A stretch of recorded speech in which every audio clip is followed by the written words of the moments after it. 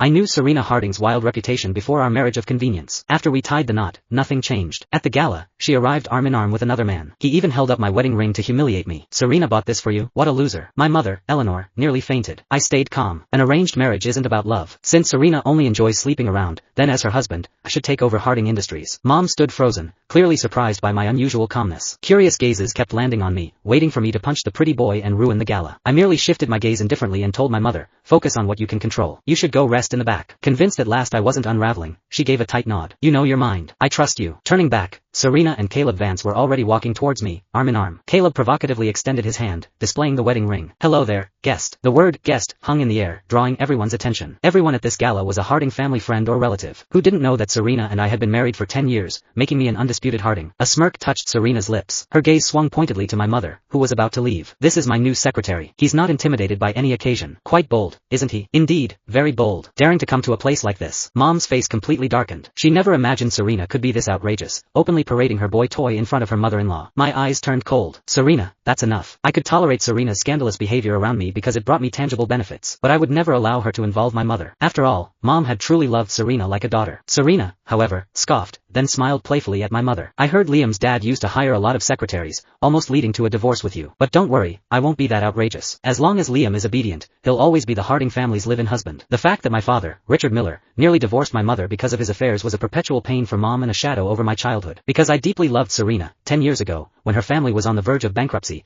I brought in billions in funding and married into the Harding family. Yet, she was now recounting my father's scandal as if it were a joke. A profound chill superseded the pain of betrayal. Caleb suddenly stepped between my mother and me, winking playfully. "Just be a good little lapdog." Serena affectionately stroked Caleb's hand. "You're so naughty." Serena's attitude was clear for all to see, and everyone's gaze turned contemptuous as they looked at me. "Liam, that live-in husband gig must be so humiliating." "Husband? More like soon to be replaced. Maybe it'll be Caleb." Serena ignored everyone, only looking at the person who mentioned Caleb. "Caleb is my kept man. I just happen to be particularly fond of him right now, that's all." The entire gala fell silent. Even though I was prepared, my heart still lurched. "Nonsense!" A thunderous, authoritative shout rang out. Mr. Harding, Serena's grandfather, slammed his cane heavily against the floor. "Serena Harding, I think you've had too much to drink." With that single sentence, he dismissed Serena's behavior as drunken ramblings. I didn't cause a scene as I had in the past, nor did I demand Mr. Harding intervene on my behalf. I simply calmly averted my gaze. Everyone was puzzled by my unexpected compliance until, after the gala, a contract worth $10 billion was placed before me.